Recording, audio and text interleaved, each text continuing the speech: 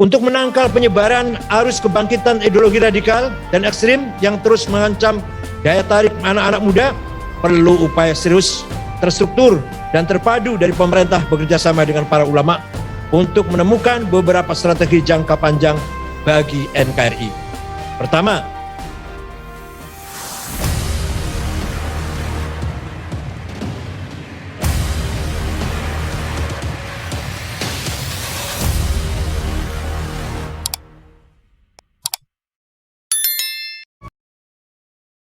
visi hubungan ulama dan negara 2045. Salah satu komitmen luhur dari pendiri bangsa Indonesia yang terus dipertahankan oleh segenap unsur masyarakat di mana para ulama dan santri ada di dalamnya adalah kepercayaan bahwa Indonesia bukanlah negara agama dan bukan negara sekuler, melainkan sebuah negara yang berdiri tegak berlandaskan prinsip-prinsip religiusitas tanpa pelembagaan agama. Tanpa kita menjadikan agama sebagai konstitusi formal. Tak satu pun ideologi yang saling bertarung dalam merumuskan visi tentang negara di era pergerakan kebangsaan termasuk Islam atau nasionalisme, sekuler atau bahkan komunis berhasil menjadi sebuah platform kebangsaan yang dominan. Semua ideologi melebur satu sama lain, membentuk satu tantangan, satu tatanan, institusi, dan sistem pemerintahan yang saling melengkapi. Kebangsaan dan sistem kenegaraan NKRI dewasa ini bisa digambarkan dengan kata yang sederhana, yakni nasionalisme religius yang bercita-cita mewujudkan kesejahteraan, kemajuan, dan keadilan.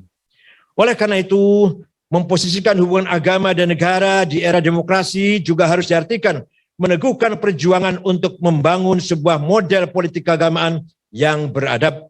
Politik keagamaan yang beradab adalah keinginan mencapai keseimbangan antara kekuatan-kekuatan yang sedang bertarung dalam proses politik partisipatif dan upaya saling menghargai komitmen untuk menjaga visi awal pendirian bangsa ini.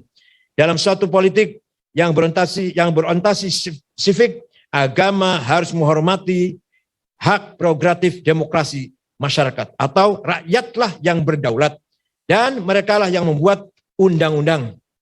Namun, negara juga menghormati beberapa hak istimewa dari ulama dan peran mereka yang sah di ruang publik.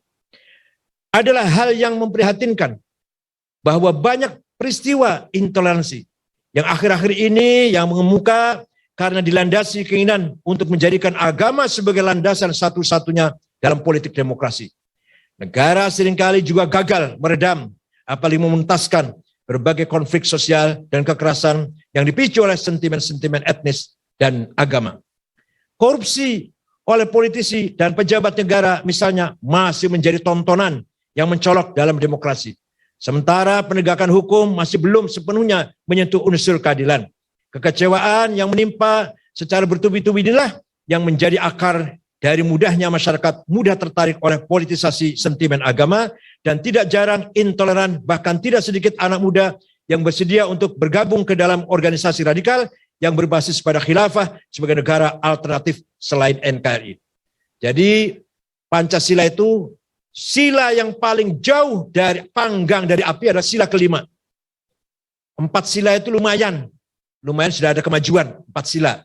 Tapi sila yang terakhir, keadilan sosial bagi seluruh bangsa Indonesia, jauh panggang dari api. Ini membutuhkan renungan dan membutuhkan langkah-langkah yang bijak. Untuk menangkal penyebaran arus kebangkitan ideologi radikal dan ekstrim yang terus mengancam daya tarik anak-anak muda, perlu upaya serius, terstruktur, dan terpadu dari pemerintah bekerjasama dengan para ulama untuk menemukan beberapa strategi jangka panjang bagi NKRI. Pertama, pentingnya menggalakkan pendidikan kewarganegaraan Pancasila di sekolah-sekolah dan universitas, sekaligus lembaga pendidikan masyarakat. Kaderisasi kelompok radikal umumnya berlangsung di kalangan remaja dan pemuda. Pendidikan kewarganegaraan yang berorientasi menanamkan kesadaran sejarah dan kebangsaan Ahlussunnah wal Jamaah dapat meneguhkan semangat nasionalisme. Karena itu, kurikulum, buku, dan materi ajar, serta guru dan dosen pendidikan kewarganegaraan yang memahami semangat keislaman akan menjamin arah transformasi Indonesia menuju negara yang menjunjung tinggi keadaban dan nilai-nilai keagamaan. Kedua, pendidikan keagamaan di sekolah dan universitas harus diarahkan untuk mengajarkan Islam dalam bingkai penegakan NKRI. Karena itu, Pemerintah harus benar-benar memantau dan mengevaluasi secara berkala pendidikan agama Islam tersebut. Kualitas kurikulum dan para pengurunya harus terus ditingkatkan. Sementara materi yang diajarkan dalam pendidikan agama itu benar-benar diarahkan agar tidak bertentangan dengan prinsip-prinsip dasar kebangsaan Indonesia. Ketiga, pemerintah perlu mendorong secara intensif agar para ulama dan tokoh politik Islam mendiseminasi ajaran Islam yang damai dan moderat dalam bingkai dasar negara Pancasila. Pemerintah harus bekerja sama dengan tokoh-tokoh agama dalam mensosialisasikan bahwa penggunaan kekerasan dalam konsep jihad mesti dipahami secara substansif dan kontekstual.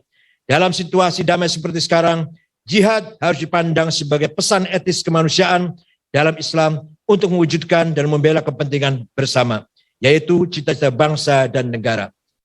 Dalam kitab Fathul Mu'in dikatakan, faslun fil jihadi wa huwa fardu kifayatin marratan fi kulli am wa anwa'uhu arba'atun itsbatu wujudillah wa iqamatu syari'atillah wal qital fi sabilillah wa daf'u darari ma'sumin musliman kana aw ghair muslim bil it'ami wal ifsa'i wal iskani wa thamani dawa'i wa tamrid. Gak usah diterjemah, sudah paham semua lah. Selamat Hari Santri tahun 2021. Syukran wa dumtum fil khairi wal barakati wan najah. Wallahu fi thoriq. Wassalamualaikum warahmatullahi wabarakatuh.